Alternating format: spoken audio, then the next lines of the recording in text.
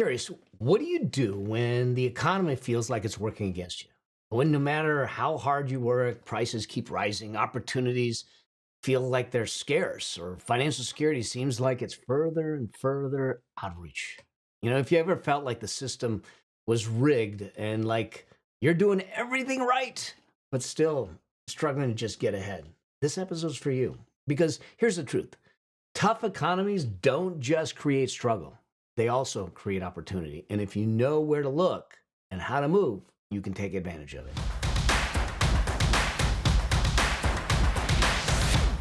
All right, let's be honest right now. It feels like the economy is kind of working against us. There's so much uncertainty. We don't know what's going on. We don't know about tariffs. We don't know about taxes. We don't know about inflation.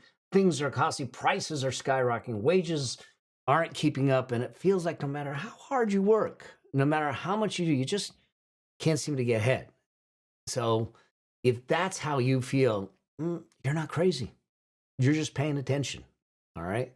Here's the thing. Maybe you've lost your job, or maybe you're in fear of losing your job. You feel uncertain. Maybe you're in a business and it's struggling and you're having a difficult time making sales. Maybe you're just exhausted from working so hard and feeling like it's never enough. And just know this, it's not just you. It's millions of people that are feeling the pressure. And here's the truth. Tough economies don't just create struggle. They do create opportunity for those that know where to look and have the resilience and the adaptability to take hold of it. So today I'm going to kind of show you how to not just survive, but how to thrive, how to come out ahead. And we're going to cover some things like, how do you make money even when the economy is stacked against you? The other thing I want to touch on is, how do you protect and grow what you already have? And then the mindset shifts that you need to have to win in whatever economy is happening. Right now, your money's losing value each and every day, just sitting in your bank account. And savings alone is just not going to get you ahead. But most people, they put off investing because they think it's too complicated or they don't have enough to start. Here's the truth. You can start with as little as $100, and it's way simpler than you think. And the fact is this: financial freedom isn't just for the wealthy or someone with a finance degree. But the real challenge is that most investing advice today is overly complicated. It's filled with jargon, or it assumes that you have thousands of dollars before you even start. And that's exactly why I created my program, Investing Simplified. It's a 4-part mini course that gives you clear step-by-step plans to get you started with investing with as little as $100. No confusion, no guesswork, and without needing to be a finance expert. You'll learn how to make your money work hard for you, even if you've never invested before. So if you're ready to take control of your financial future, go to joininvestingsimplified.com right now, or click the link in this description, and let's start your investing journey today. It's simpler than you think, and I got you. So let's start in, because the reality is this: the economy doesn't really care about you. This sounds harsh, but it doesn't. It just goes along, and you have to take control of the things that are controllable. And it's a harsh truth, but the economy isn't designed to make you wealthy. It's designed to build wealth in a certain way. And in some cases, you might say, well, it's designed to make corporations and governments rich. Maybe, maybe not. But when you do look at what's going on, we have a middle class that is shrinking. We have inflation that's eating away at savings. And if we don't shift how we think about money, we'll get left behind. And so whatever the economy has been designed to do, but we need to then say, all right, these are the rules. This is the system. How do I use the system to make it work for me? And people will learn literally how to move differently during tough times. They don't just survive, they thrive. Here's the thing. I look at tough times as if you're going to the gym. When we go to the gym and we do resistance training, we lift weights. We get the weight and we're lifting the weights, we're pushing against the weights, we have the resistance. The challenge is this: without the resistance, we would never build the muscle. So I look at these times as the resistance in the gym to refine you, to define you, to build you, to create the person you need to be on the other side of that. So you are stronger, more resilient, more adaptable to take on what's happening. So when you look at some of the things that have happened and why I think that we should look at uncertain times as a place of opportunity, let's just look at some things that were created during bad times. For instance, Airbnb was founded in the recession. Okay. Netflix boomed during the 2008 crisis. The biggest wealth transfers happens during downturns. Those who invest and adapt will win. I know that I've had a tremendous increase in our net worth and wealth from after the 2008 recession. Okay. Waiting for an economy to get better is a losing strategy. Hoping that it doesn't impact you is a losing strategy. The winners are the ones that look at it and say, what are the things that I can control? What are the moves that I can make right now? And make the moves and just control the controllables so I don't have to worry about the rest of it. Okay. And not allow yourself to get frozen in fear, to allow the media to get you set in cement, to allow social media, the uncertainty, the angst that is out there, the zeitgeist that's out there to say, oh my God, I'll just crawl in a corner and hope this passes, the storm passes. Instead, it's time for us to look at it and say, whatever is coming our way, how do I use it to my advantage? How do I allow it to grow me? Do I allow it to grow my wealth? How do I allow it to grow my income? So how do you make money in a difficult economy? Okay. I'm not going to say a bad economy, but a difficult economy, maybe a difficult time. And so the first thing is this.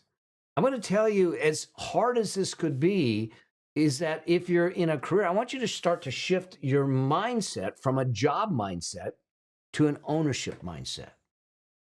If you're relying on just a single paycheck, you're vulnerable. If you're relying on a company to take care of you, you're vulnerable.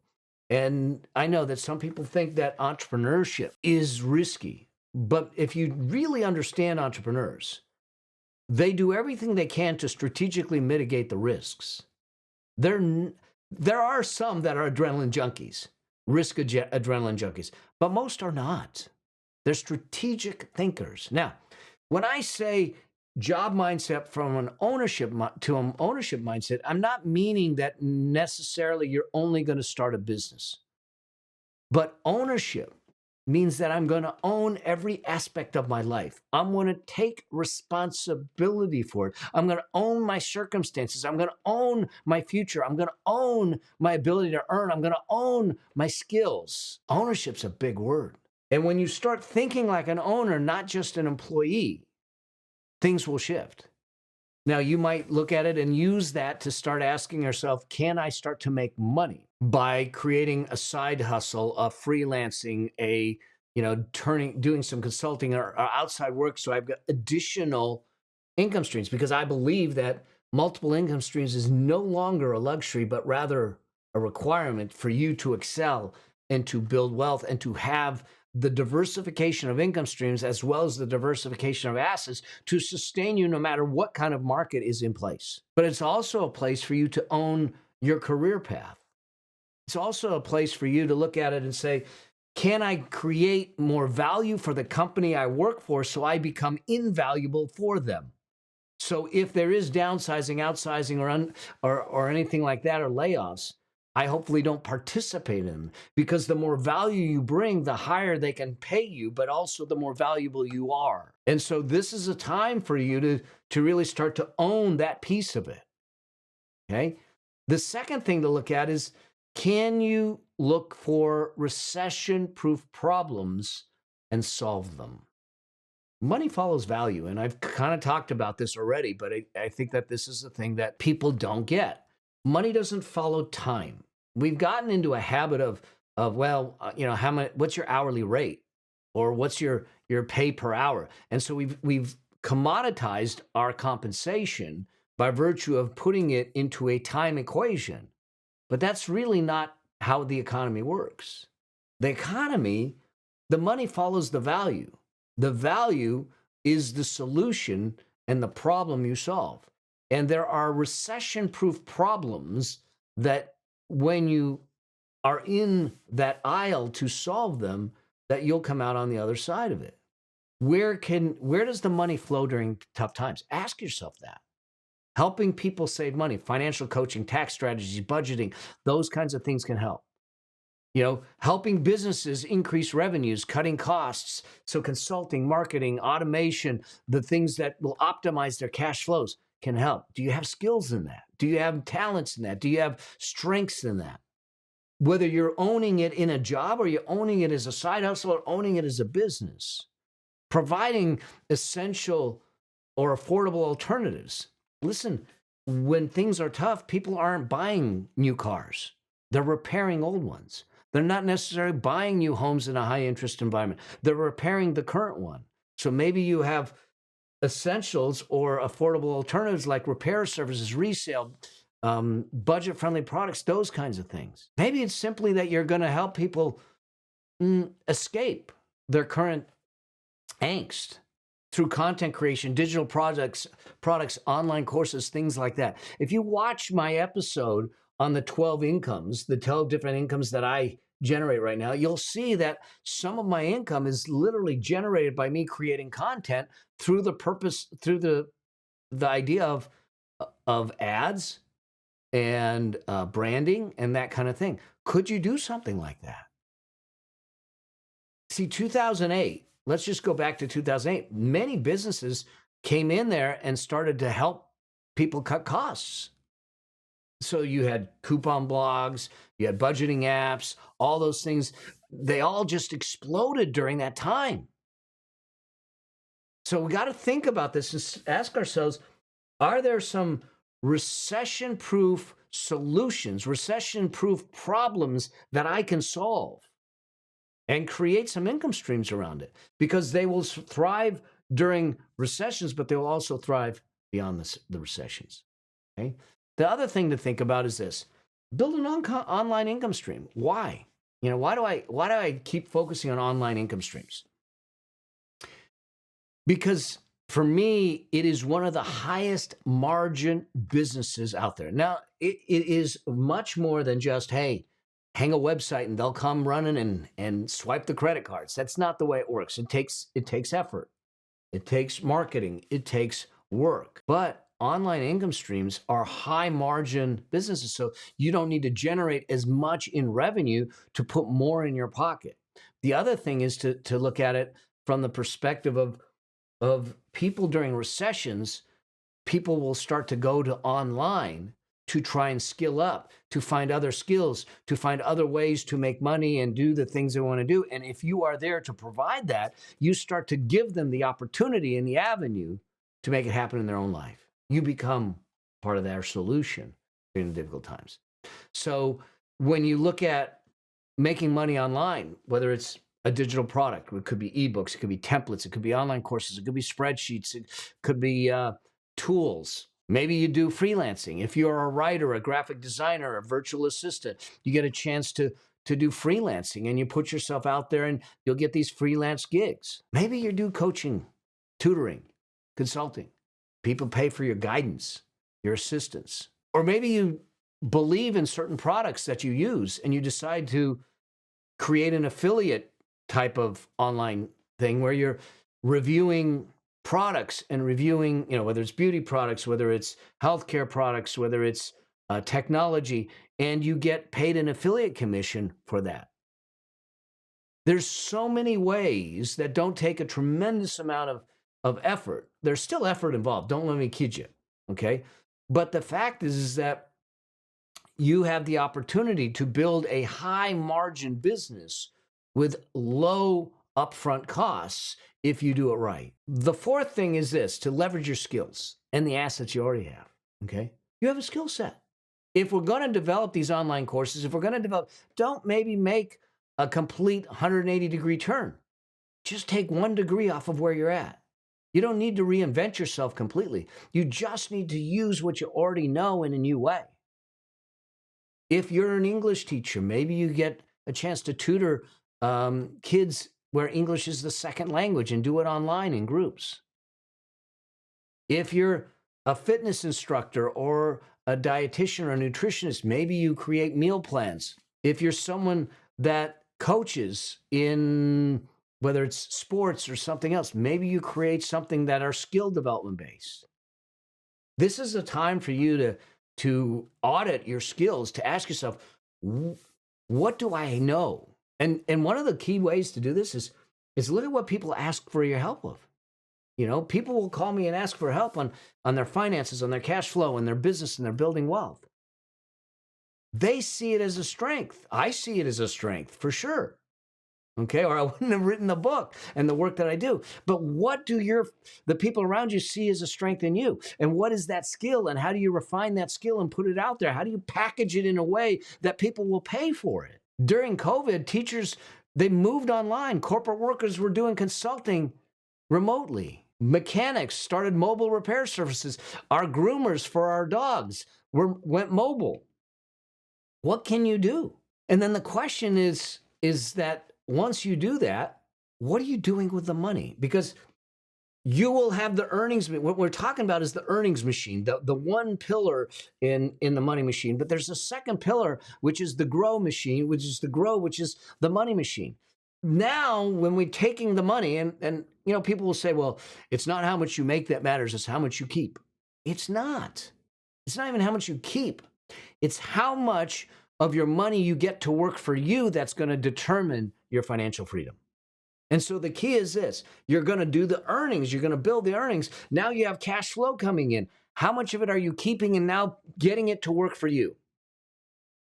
Cutting just expenses doesn't serve your goals. What serves your goals is, if you cut those expenses, is to take that difference and put it to work for you so you don't have to work for it again.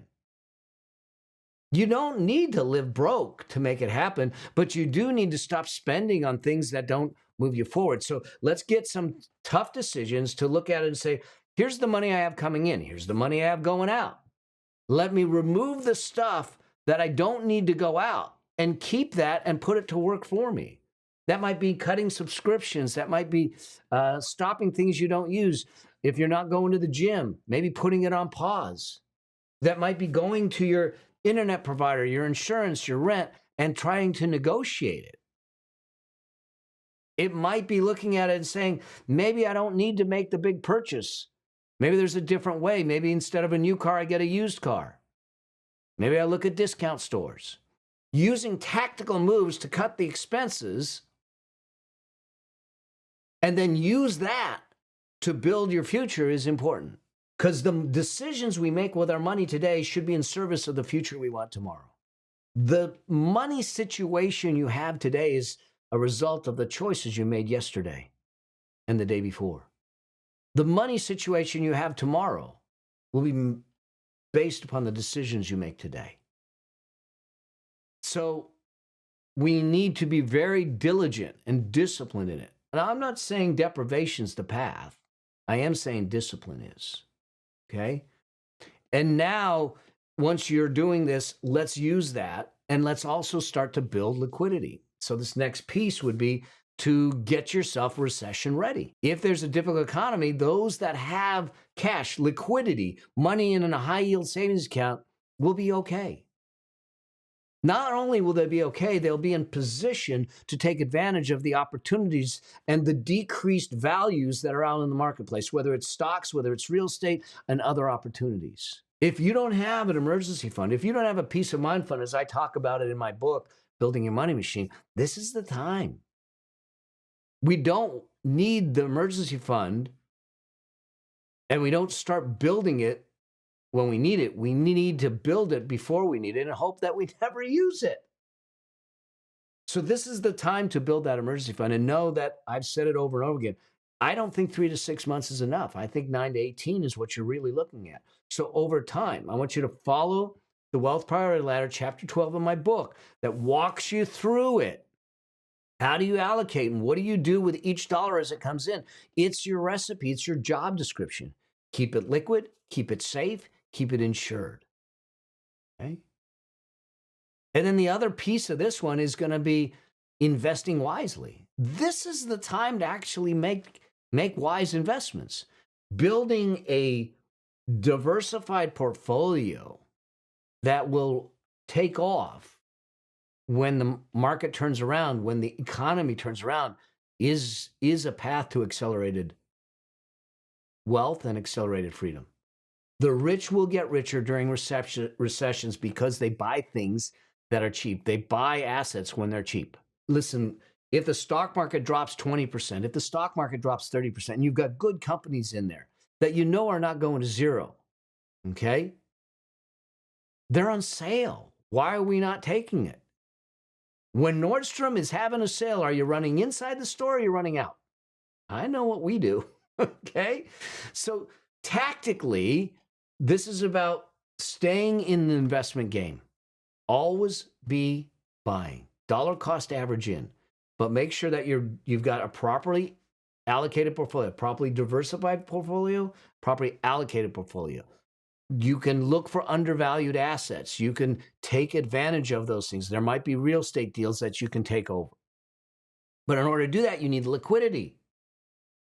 But this is the time to do it. Now, avoid high-risk speculative types of stuff, okay? This isn't about you gambling. This isn't about going, well, if it goes to the moon. If not, I lose it all. I don't want you to do that. I want to raise the probability of your success and accelerate your path to financial freedom, all right? That leads me to this last piece, and that is this. This is a time to pay down high-interest debt, okay? As you're making money and you're putting it away and you're being disciplined with the expenses, be smart about your debt. If you're drowning in credit card debt, it's time to get out because at 25, 28%, there's no way you'll get ahead. It's going to eat you up $1 at a time, all right? So this is about you focusing on getting any kind of consumer debt, high interest debt paid off. High interest debt is anything over 7% in my book, okay? If you are holding balances on credit cards, it's time to get rid of them. Now, if you're still using credit cards to live each month, it's time to stop that. That means that we need to go back and really be clear on one, our income, and two, our expenses. Put yourself on a debt payment plan. Get yourself out of debt. Either work the snowball method or the avalanche method. I have a worksheet that can help you do that. Just go to melabraham.com/no debt. Look at it. Negotiate with your credit card companies. Work to get yourself out of high interest debt because you cannot get ahead in a difficult time when interest rates are high and you have a lot of debt on your shoulders. Okay? Now, low interest debt, let's keep it. Like the mortgage, maybe it's manageable. So you just leave it and you don't worry about it. But the rest of it, let's get it off your back. Okay? So here's the thing. I know that this is a lot, and I know that when you're in difficult times, it can be scary. But the worst thing that you can do right now is to freeze, to crawl in the corner and hope the storm passes. That if we're in a down economy, that's the time to take action. That's the time to take ownership. That's the time to step in. That's the time to make sure that you're disciplined and that you have a plan and a strategy to follow. You know, what I want you to do is start to take 3 steps right now. Write down one way you can start making extra income. One way, just a single way. Write it down. Number 2, look at last month's spending and look at anything that you're not using, that you're not getting value for, that it doesn't really benefit you and you don't necessarily get joy out of it. Cut it out and take that money and put it in a high yield savings account. And number 3, start that emergency fund, that peace of mind fund, even if it's with $100. And make it automatic. Start building that liquidity, get yourself in place. So bottom line is you're going to find ways to increase your income. You're going to find ways to decrease the expenses and move that money to work for you. And you're going to find liquidity to move you forward. Listen, if the economy is tough at the time, we just have to be tougher. We're resilient. We make smart moves. We follow simple principles that have worked no matter what's going on in the economy. And those will be the ones that win tomorrow, all right? I hope that this helped, and I hope that you get a chance to look at this through a different set of eyes. And if you have questions, if you have challenges, or if you're unsure about something, do me a favor, reach out, leave me a comment, get me in the conversation with you, so I can kind of guide you in this place. Remember, I'm not selling investments. I'm not selling insurance. Just want you to live your life fully expressed in the way that you envisioned and help you find that path to get there. Okay. And if you have someone that may need to hear this message or may need some of the guidance that I give, do me a favor, share this with them. Let them know that we're here. Let them know that we've got this stuff going. And if you have not subscribed, make sure you're subscribed to the show. Love to hear from you. Love to hear a review. Love to get your thoughts. All right. And I hope I get a chance to see you on your road to your financial freedom. And until I do, always strive to live a life to you. See you in the next.